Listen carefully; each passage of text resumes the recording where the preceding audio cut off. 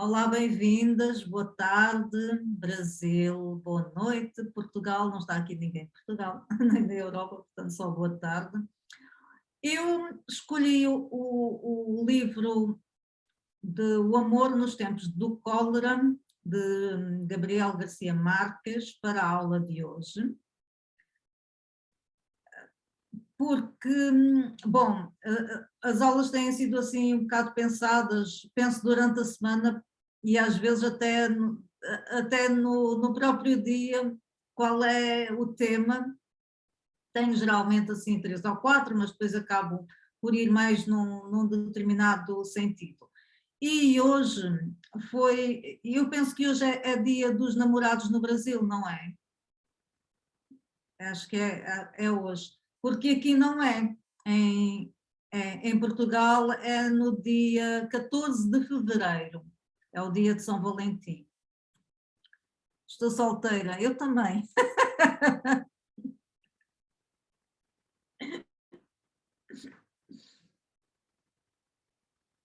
Se calhar vamos namorando. Não sei se o Marcelo está digitando alguma coisa. Também não sei. Aqui em Portugal eu sei, porque é o dia de São Valentim, que era um santo casamenteiro, não sei a história, pronto, mas era. Não sei, vender mais, sim, faz falta, faz parte, mas geralmente associam isso a algo, a uma efeméride, a alguma coisa, não é? Mas então, sendo o dia dos namorados, lembrei-me do amor nos tempos do cólera, se bem que este romance tem muito pouco a ver com o amor romântico, não é? Aliás, não tem nada a ver. Eu não sei se alguma de vocês já leu esse livro. Marcelo não, o Luciano também não, a Lucilei não sei, a Renata não. Este livro é um romance do Gabriel Garcia Marques, é de 1985 e o Gabriel Garcia Marques foi Nobel da Literatura e este romance, para mim, é o melhor, é aquele que eu mais gosto do Garcia Marques. Conheço o autor, se calhar sim. O mais conhecido é o 100 Anos de Solidão. É o livro mais conhecido do Gabriel Garcia Marques. Agora, o Gabriel Garcia Marques, não sei se ele é colombiano, chileno, é de um país aí próximo, vizinho de vocês, da América do Sul, de língua espanhola, não é? E então, o 100 Anos de Solidão é o mais conhecido. O Gabriel Garcia Marques, ele ficou muito conhecido por causa do género dele. O género dele é o realismo mágico. Não foi ele que inventou o género, supostamente, portanto, é colombiano, sim, exatamente. O género, eu penso que foi inaugurado por José Luís Borges, argentino, mas o Gabriel Garcia Marques é que tornou este género mais conhecido em todo o mundo, o realismo mágico. Depois há muitos, portanto, há outros da América Latina que dentro do género, também há a Isabel Allende, e também é dentro do realismo mágico. Depois há outros noutros pontos do mundo, por exemplo, um indiano, Salman Rushdie, também é realismo mágico.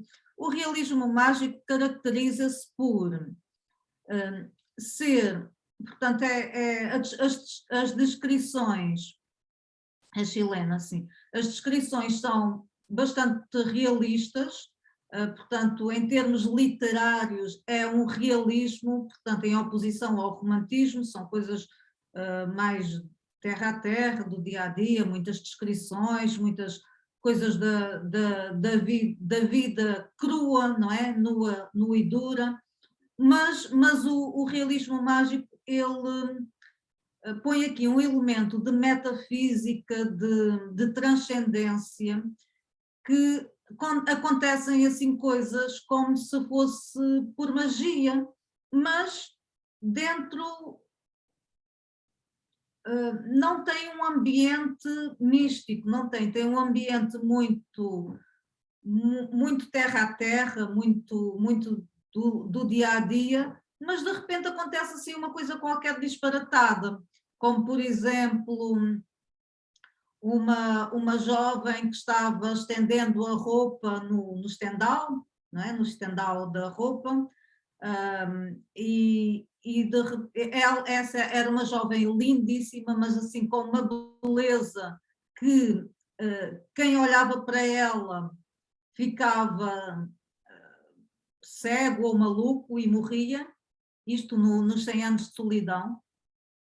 Varal de roupas, exatamente, Marcela, obrigada. Nós chamamos estendal. Estendal. E aí é varal.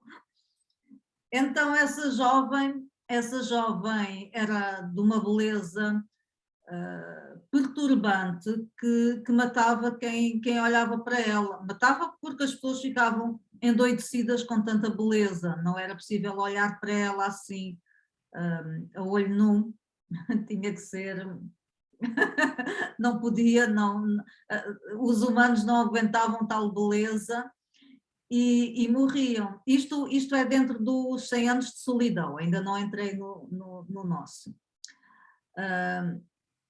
E essa jovem uma vez estava estendendo a roupa, pendurando no varal, e de repente envolve-se nos lençóis, fica envolvida nos lençóis e então sobe aos céus envolvida nos lençóis e assim desaparece. Ou seja, são elementos assim de estranheza, não é? De magia dentro de uma narrativa, de uma coisa absolutamente normal, não é? Isso é o realismo mágico. Mas este livro, este concretamente que eu vou falar hoje, não tem realismo mágico, ele é mesmo só realismo. Não é um livro dentro desse género do realismo mágico. Este livro, O Amor nos Tempos de Cólera, em português é O Amor nos Tempos de Cólera, e no Brasil é O Amor nos Tempos do Cólera, por causa eu acho, eu não sei se é um vírus, se é uma bactéria do cólera, portanto, a doença mesmo. E eu gosto muitíssimo deste livro, muito, mais ainda do que dos 100 anos de solidão, por várias coisas, porque para já eu gosto, a escrita do Gabriel Garcia Marques é muito bonita, é muito clara, é assim muito clara, não é frases muito, daquelas frases muito rebuscadas, não é, é muito clara, mas é de uma crueza bonita, parece que não se consegue dizer aquilo de outra forma, é assim, direto, mas muito bem, mas muito bonito.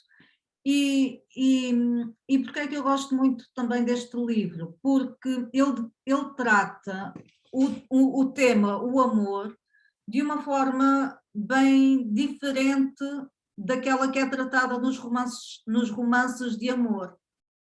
E eu já vou explicar. É o amor nas suas ambiguidades. É como se nós entendemos ao longo da narrativa e da história que há vários tipos de amor. E estou a falar de amor relação amorosa entre homem e mulher, não é relações pais-filhos, não é nada disso, é amor, amor, amor, relação amorosa, não é? Mas mesmo assim há muita ambiguidade, não é uma coisa que seja apresentada de uma forma assim clara.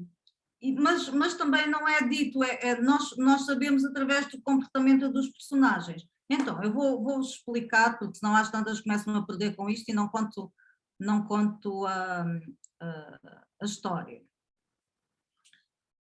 Há um triângulo amoroso, não é? Há um triângulo amoroso que é a Firmina Daza e o Florentino Ariza. O Florentino Ariza é o principal e é ele que conta a história na primeira pessoa, mas é com flashbacks, volta atrás, não é, na história. Portanto, há o Florentino Ariza, a Firmina Daza e o Juvenaldo Urbino. Os nomes das pessoas são sempre assim, muito estranhos no Gabriel Garcia Marques, muito, sei lá, nem sei, antigos ou assim, diferentes. E a história começa. Isto passa-se, a maior parte da história, não é? A principal, passa-se nos finais do século XIX, na Colômbia a norte, já perto da costa do Caribe, das Caraíbas, portanto a Colômbia mais a norte, na costa norte, numa cidade que era a Cartagena das Índias. E não só lá, mas pronto, ali naquela zona, nos finais do século XIX. E naquela altura, na Colômbia, e não sei se talvez pelo resto da América do Sul também, um pouco por todo o lado, mas aqui retrata a Colômbia, foi um período muito conturbado de guerras civis, guerras de independência, guerras civis, muito.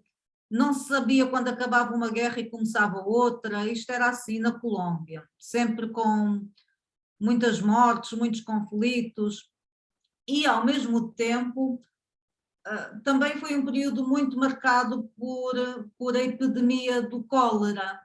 O cólera é uma bactéria que ataca os intestinos, causa diarreias muito fortes, desinteria mesmo muito forte, a pessoa perde muitos líquidos, a pessoa desidrata completamente e pode levar à morte, quer por causa da bactéria, porque a bactéria causa infecção, e quer pela desidratação, que a pessoa fica completamente desidratada. E é uma doença, pronto, típica de países pobres, com muita sujeira, com muita falta de higiene, não é? Falta de cuidados de higiene, de podridão nas ruas, aquilo dos esgotos, pronto, deflagra muito nesses ambientes. E é muito interessante porque é assim, esta escolha, o amor nos tempos do cólera, isto aqui este título já tem uma carga interessante, mas vamos lá à história. Então, o livro começa assim, começa com há um fotógrafo numa cidade que morre, e no velório desse fotógrafo, não, antes ainda do velório, portanto, esse fotógrafo morre e chega, não, chega lá para atestar o certificado de óbito, chega o médico da cidade, esse médico é o Juvenaldo Urbino, e depois há o velório, só que entretanto, nessa altura do velório em que o Juvenaldo também ele era amigo desse fotógrafo que tinha morrido, ele começa a pensar também na sua vida, esse Juvenaldo já tem uns 80 e tal, mas entretanto ele morre, pronto, morre logo a seguir ao outro, e quem se encarrega do velório é a sua mulher, agora viúva, a Firmina Dadza, e pronto, ela encarrega-se do velório, recebe as pessoas, aquilo era em casa, não é? Recebe as pessoas, entretanto as pessoas saem, mas há um homem que não sai, que é o último a sair. Esse homem, também já velho, vai ter com ela e diz quem é. Apresenta-se e diz: olá, eu sou o Florentino Ariza e eu esperei 50 anos para te voltar a dizer que tu és o amor da minha vida e que eu não vou desistir de ti e que vou casar contigo. Uma coisa assim deste género, que eu já não me lembro exatamente das palavras. Ela fica muito indignada, mandou-o embora e não sei quantos.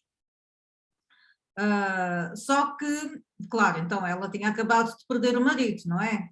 Ainda estava no velório. Só que, entretanto, a partir daqui, então, o Florentino, ele volta atrás no tempo e conta a história deles quando eram jovenzinhos e quando eles se conheceram e portanto, tiveram um namoro, pronto, um namorico. E o narrador vai saber o que é que aconteceu então.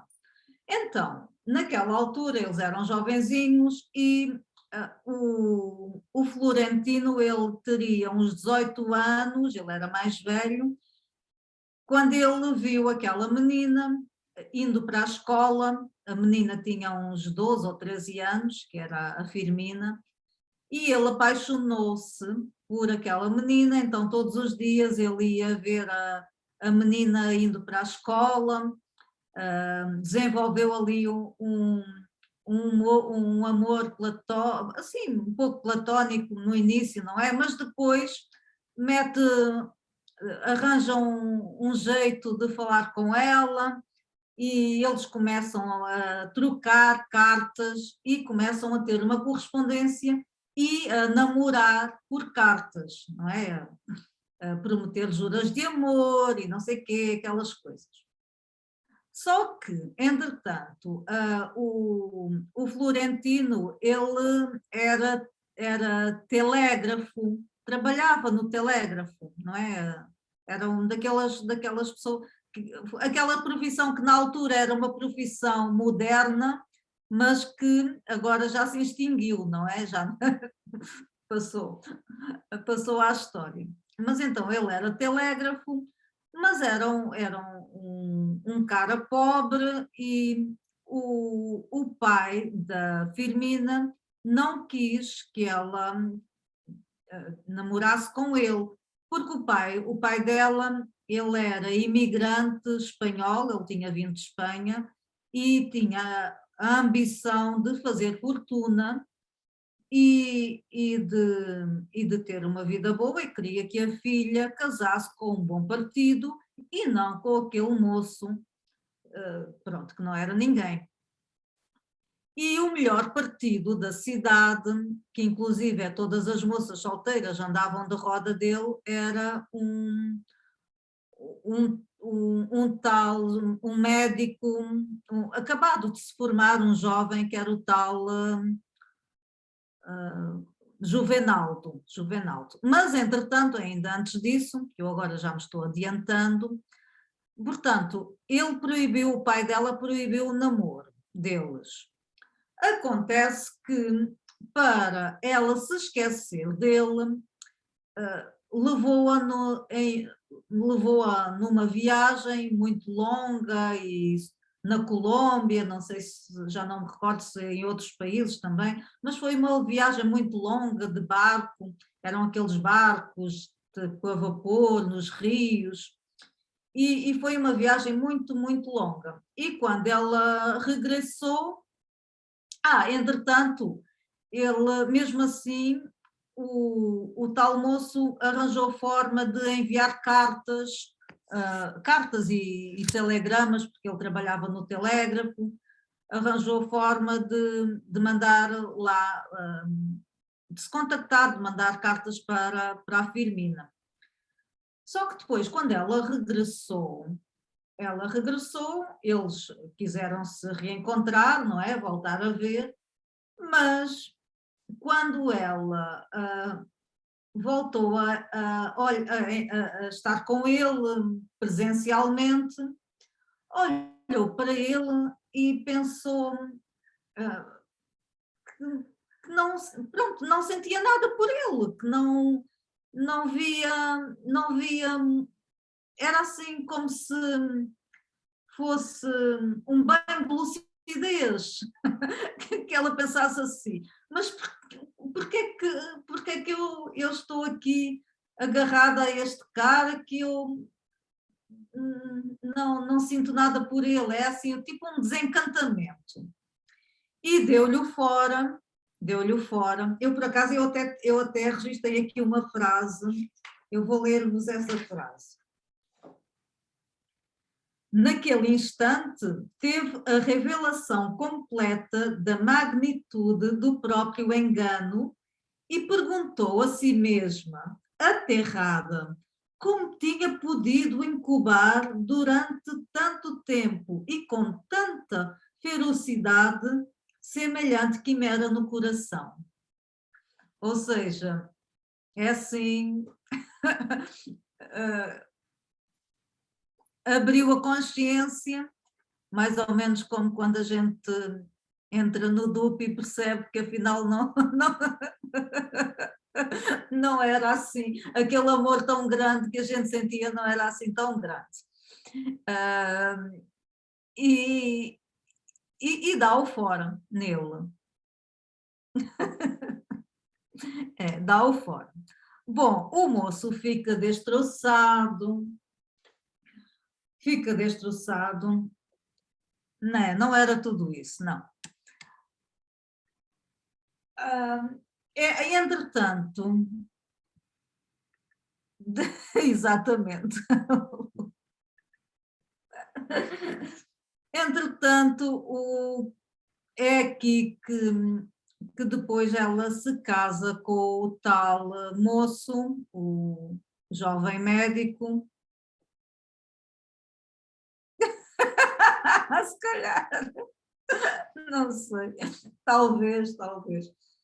É aqui que ela se casa com o tal jovem médico, que era um bom partido, que era cobiçado por todas as moças solteiras, e, e o pai, pronto, propõe ela casar com ele também ela também era interessante para ele, e eles casam. É um casamento de conveniência, não é um casamento, eles não estavam apaixonados um pelo outro, não estavam, mas eles levaram 50 anos casados e tiveram filhos e eram felizes, eles foram felizes.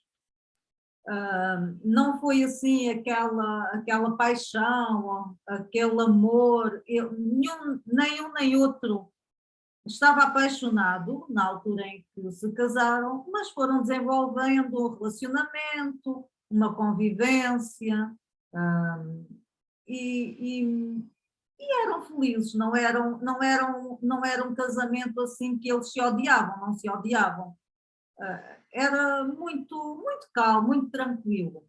Mas tinham lá aquelas brigas de casais, como toda a gente, mas nada de, de muito grave, nada de muito grave.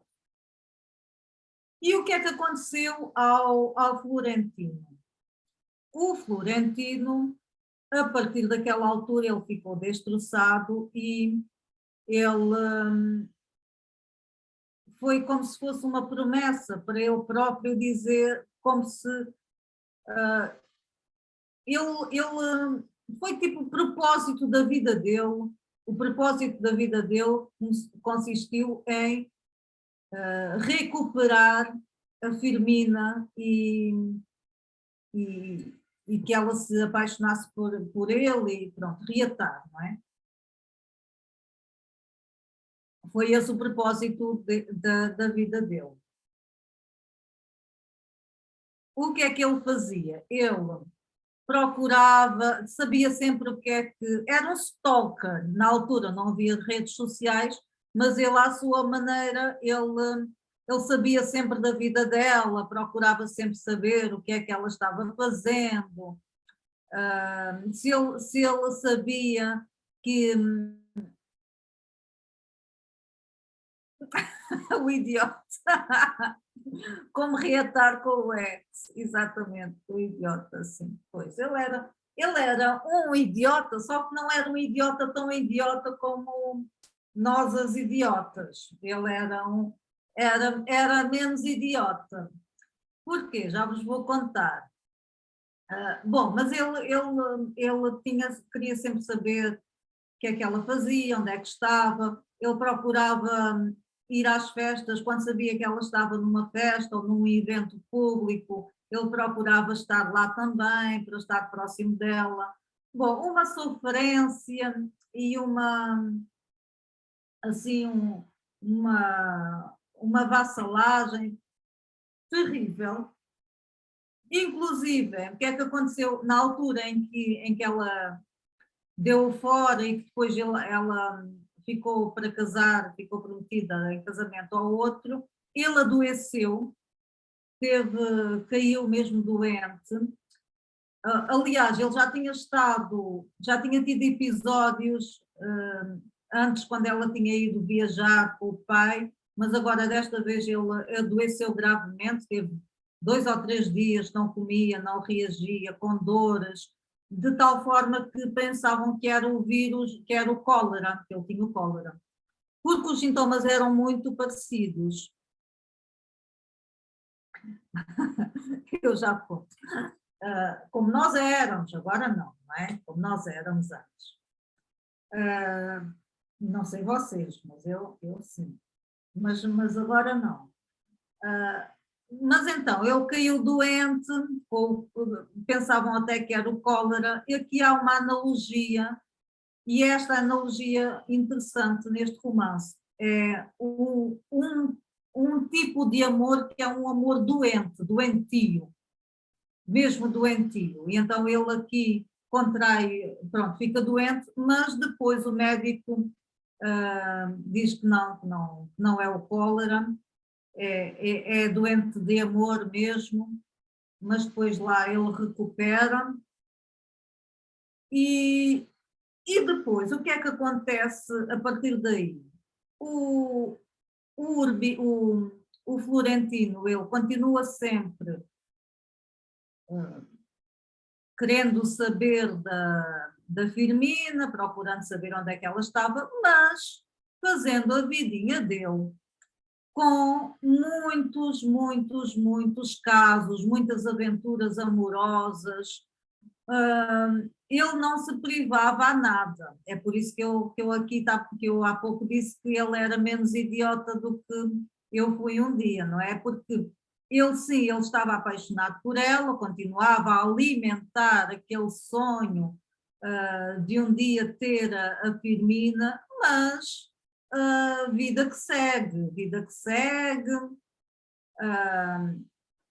os enrolos dele, as aventuras,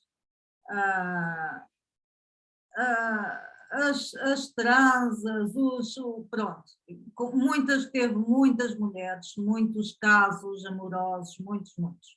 há uma frase deste livro que eu nunca esqueci, desde a altura em que eu li este livro, que foi há muitos anos.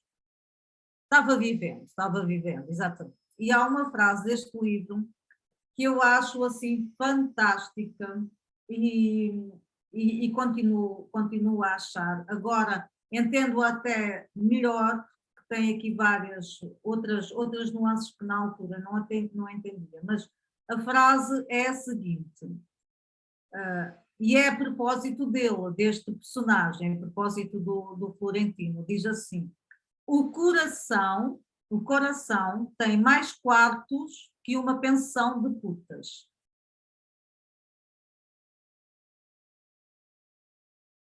Ou que um bordel. Às vezes pode estar traduzido como um bordel, outras vezes como uma pensão de putas, não é? O coração tem mais quartos que um bordel, por exemplo. A minha versão diz: o coração tem mais quartos que uma pensão de putas. Então, é assim, o que é que aconteceu? O Florentino dedicou a suíte nupcial, o melhor quarto para a Firmina, mas, entretanto, tinha os quartinhos, não é? Com as suas caminhas, os seus divãs que ele abria e fechava. Faz sentido essa frase, sim. E pronto, e teve muitas aventuras. Já a Firmina, ela, pelo contrário, a Firmina teve uma vida muito pacata, teve um casamento que durou 50 anos, até ao dia em que o seu marido faleceu, não é? O marido morre de uma forma muito idiota, cai de um escadote, uma coisa assim, já não me recordo bem, mas assim, uma coisa bem idiotinha mesmo, mas pronto. Ela teve um casamento de 50 anos, tranquilo, pacato, teve filhos, não foi infiel, nunca teve outros homens, portanto, teve ali uma vida bem pacata a esse nível. E depois,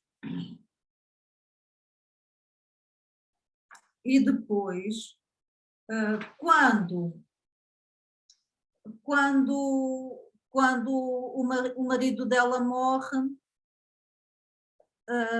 aí o Florentino soube que ela ficara viúva, porque ele sabia tudo dela, mesmo com as aventuras e desventuras, ele viajou muito. Há aqui muita coisa, muita história, não é? Mas eu estou a contar assim, a resumir, porque senão ficava muito longo. Mas esta é a parte principal. Na altura, quando ele soube que ela então ficara viúva, ele vem ao velório e é aquilo que ele diz a ela que eu vos contei no início.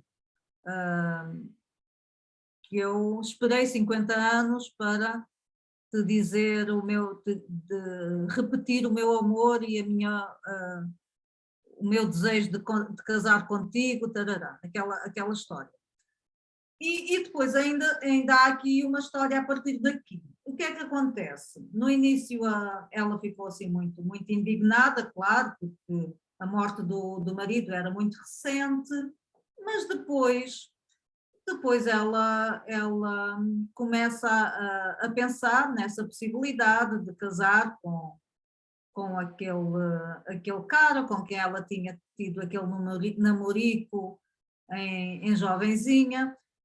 Os filhos são contra, porque entretanto ela tem filhos, os filhos opõem-se porque. Depois há aqui uma situação que é a seguinte: porque este homem, este Florentino, ele não tinha um bom nome na praça, porque ele era conhecido como muito mulherengo, então, e com mulherengo e também que ele não respeitava as mulheres, que era assim um pouco. Não estava muito bem visto. E houve uma situação, para vocês verem aqui as perversidades deste amor também. Ele, na altura em que em que o marido da Firmina morre. Nessa altura, ele estava tendo um caso com, portanto, nesta altura, vamos imaginar, tinham-se passado 50 anos. A Firmina, nesta altura, ela teria por volta de 70 e o Florentino era mais velho, teria já por quase 80 anos, quase, ainda não. Nessa altura, ele estava tendo um caso com uma jovenzinha de 13 anos, aí, 13, 14 anos, uma menina, que era uma moça que, protegida dele, que estava a seu cargo, era protegida dele. Ela chamava-se América. É engraçado, não, também deve ter aqui uma simbologia, não é? Qualquer. Ela chamava-se América e era uma jovenzinha, uma menina ainda, uma adolescente, mas era completamente apaixonada por ele. Completamente apaixonada por ele. Eles tinham sexo, eles não era assim, era mesmo um relacionamento com sexo também, ao estilo Lolita, só que explorada, vulnerável, exatamente, é isso também. Eu penso que é essa leitura está certa, sim. E só que ela era apaixonada por ele, ela queria casar com ele, um homem já perto dos 80 anos, vocês vejam. Só que, entretanto, quando ela sabe, entretanto, o marido da Firmina morre e ele começa a equivocado, assim. Interessante, sim. Quando o marido da Firmina morre, ele começa a falar com ela, a aproximar-se dela, da Firmina, não é? Então, a moça sabe que ele vai casar, só que não é com ela, como ela queria, é com a outra mulher. E a moça fica de tal forma desesperada que ela se mata. A moça mata-se, suicida-se. Então esta história também foi pública e os filhos, sabendo disto, também tentaram dissuadir a mãe de se casar com ele, só que ela, entretanto, começa a dizer não, há 50 anos nós não tivemos a nossa história porque as pessoas diziam que nós éramos jovens demais e agora querem nos proibir porque somos velhos demais. Então aqui é a afirmação do amor na velhice, que também é bastante interessante. Ela, nesta altura da fase dela, ela sim sente um amor maduro por este homem, e se calhar mais verdadeiro do que que ela tinha sentido, que ela não, pronto, não, era um namorico de infância, mas que chegou à conclusão que não era nada, tanto que ela o rejeitou. Ela tinha tido hipótese de ficar com ele, mas ela o rejeitou. E então depois eles casam e vão passar a lua de mel num barco no rio, era o Rio da Madalena, era um barco daqueles também grandes, mas é assim, é um cenário tão desolador, não tem nada a ver de um cenário idílico para uma lua de mel, nada. É um cenário desolador, com cadáveres a passarem no rio por causa da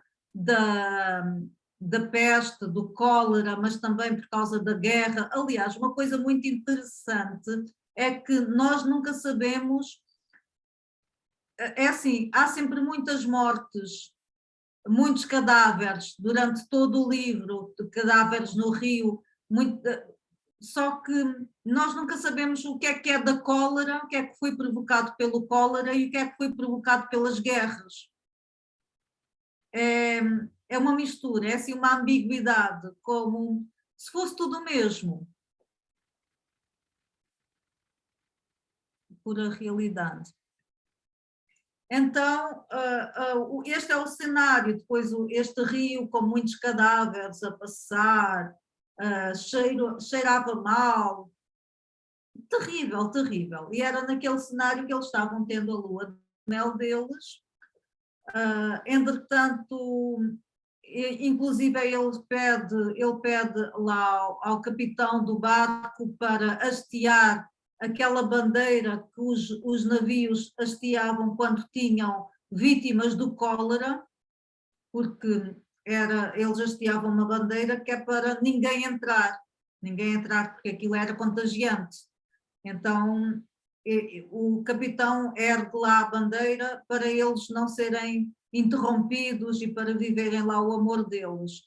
Mas assim, num cenário de vastidão, de podridão, terrível mesmo. Então vocês vejam que este romance não tem nada a ver com amor romântico. Quem vai ler à espera disso não vai encontrar, não tem nada a ver com amor romântico, e tem aqui uma série de associações, de ambiguidades em relação ao amor e de associações implícitas que eu vou explicar. Por exemplo, o amor, de certa forma é assim, é uma ironia ao amor romântico. De certa forma é toda uma ironia ao amor romântico, porque o amor romântico do Florentino, ele era completamente desfasado da realidade, porque ele, na verdade, ele não amava a Firmina, ele amava a ideia do amor. Aquilo que o Fabiano também já disse no DUP de amar a ideia do amor, não é? Aquele gostar de estar apaixonado, aquela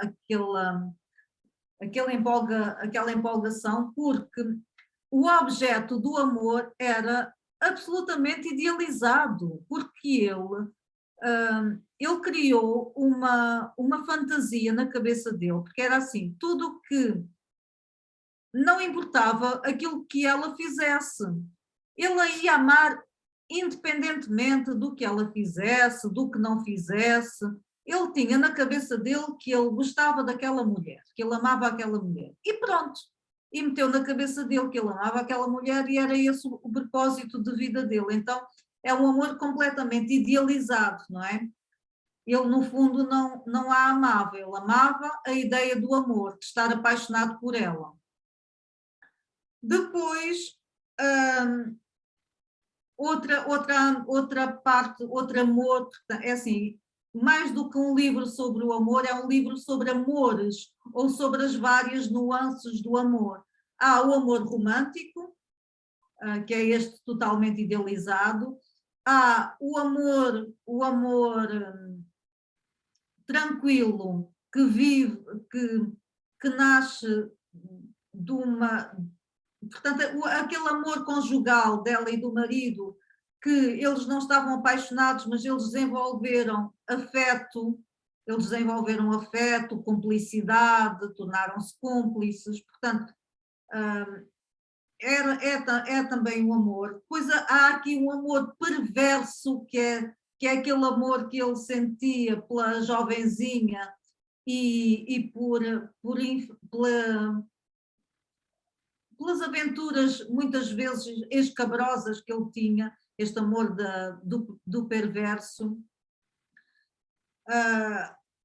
E há o amor obsessivo, que é o amor romântico, quando chega ao nível da carência, que fica obsessivo, e que é-nos passado também com as alusões ao cólera, porque o cólera é uma doença que contagia, não é? Então é o amor doentio, o cólera está sempre presente, e além disso é aqui o duplo sentido, o jogo da palavra, porque cólera na língua portuguesa e na língua espanhola e na portuguesa também tem significado de ira, não é?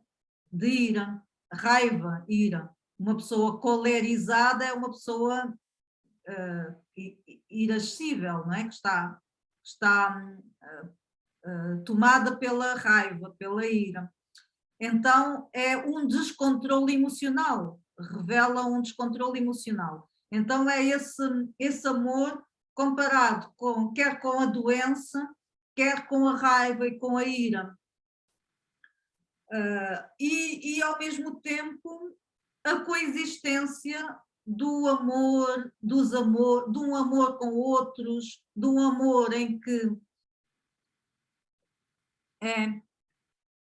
a coexistência do amor maior, que é aquele amor idealizado, por os outros amores que ele vai tendo, não é? Ele diz que o coração tem mais quartos que um bordel, e este amor tem mais quartos que o bordel pode indicar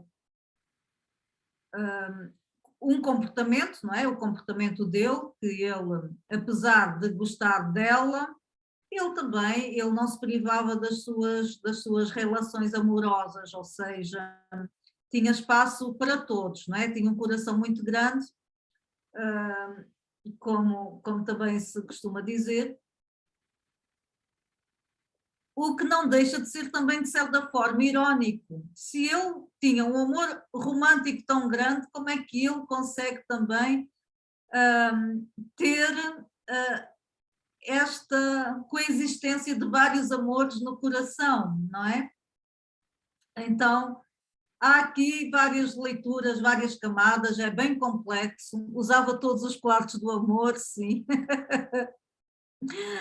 Em alguns ele tinha aqueles divãs, não sei se vocês sabem o que é um divã. Sim, sim, sabem, sim. O divã, são os divãs daqueles desmontáveis, não é? Monta-se e desmonta-se. Há sempre um divãzinho arrumado para quem chega. Então, isto continuando com as analogias. E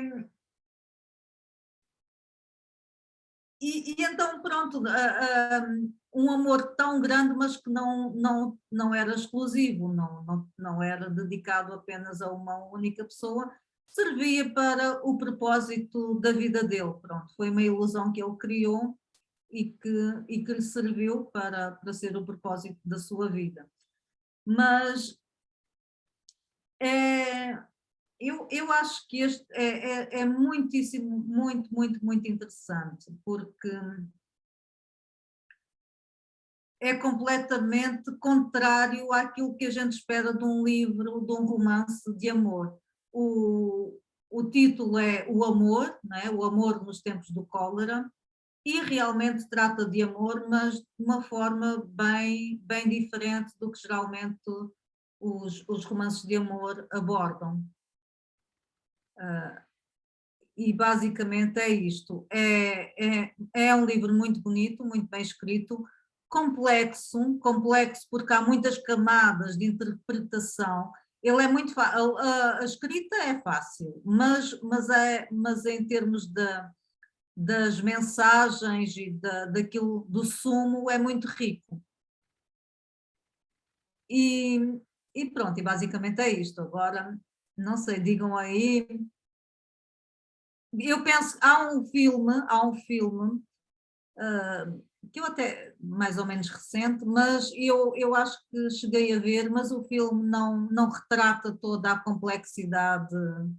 Acho que aborda assim muito superficialmente e foca-se no amor romântico, e o livro não é sobre amor romântico.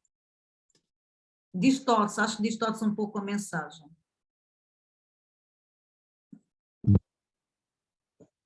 Eu conhecia um pouco assim da história de ouvir falar, né? Nunca li o livro.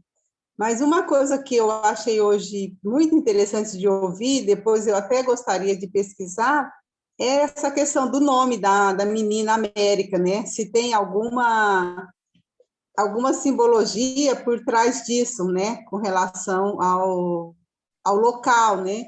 Isso fiquei interessada em saber se tem, igual vocês falaram, né, a Marcela falou, né, explorada, né, se tem alguma simbologia mesmo, eu fiquei interessada nesse aspecto. E outra coisa, na classificação, Euridice, tem o realismo e o realismo mágico, né? Foi mais ou menos isso que você falou no início, mas eu no início estava me desvencilhando de uma situação e perdi, mas foi isso que eu entendi, porque ele trata de uma realidade nua e crua, né? Como você falou, não tinha nada de romântico, então morte, toda uma situação, então isso é muito inusitado, né? Tratar do amor numa situação assim, né? Sim, sim, o que eu falei, Lucilei, é assim, este autor, ele é conhecido, ele é o expoente máximo do realismo mágico, no conhecido género do realismo mágico. E o realismo mágico mistura elementos de metafísica, de magia, com o realismo, ou seja, conta coisas do dia a dia, mas com elementos assim tipo mágicos, não é? Mas este não tem realismo mágico, este é mesmo só realismo. Obrigada. Nada, nada. Aí a Marcelo já está se cobrindo com o frio que está ali. E eu tenho que ligar o ar-condicionado para o frio, para arrefecer, que está muito quente. E então, bom, espero que tenham gostado. É muito bonito este livro. Os 100 anos de solidão, claro que sim, vale bem a pena. A Marcela disse que ficou interessada. Os 100 anos de solidão é o livro mais conhecido do Gabriel Garcia Marques. Eu já o li também há muito tempo e ainda bem. E o 100 anos de solidão, ele tem muito enredo, tem muita história, porque são várias gerações, são 3 gerações, parece-me. É sobre uma família, tem elementos muito estranhos naquela família, o 100 anos de solidão tem muitos elementos de realismo mágico, muito mesmo. É assim, é muito estranho.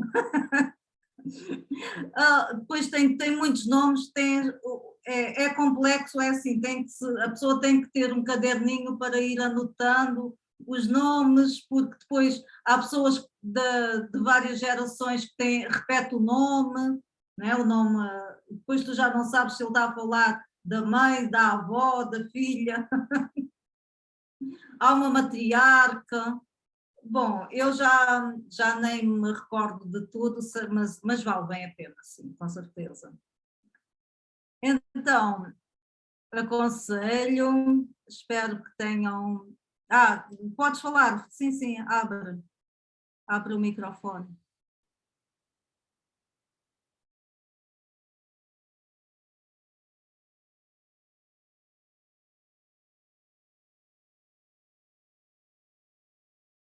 Podes abrir, Marcelo. Não, não querias. Bateu palmas. Eu pensei que ela quisesse falar. Alguém mais quer dizer? A foto. Eu queria fazer. Bom, está bem, eu vou fazer se calhar um vídeo. Eu não tenho jeito nenhum para stories.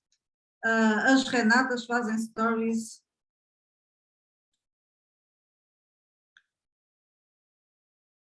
Deixa eu ver se eu consigo filmar.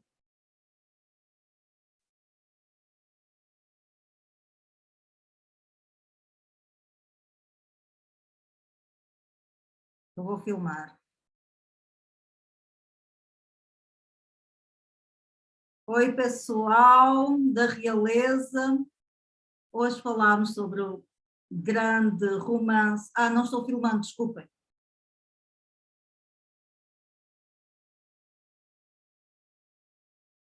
Olá, oi pessoal, pessoal da Realeza. Hoje falamos sobre o romance O Amor nos Tempos do Cólera, de Gabriel Garcia Marques, para assinalar o Dia dos Namorados no Brasil. Se bem que este amor não é lá bem um amor muito romântico, mas enfim, foi uma aula que eu gostei muito. Muito obrigada pela vossa participação. Beijos. Bom, agora vou pôr isto no Stories. E vou tirar uma foto também, vá. Vamos lá tirar a foto. Eu sempre...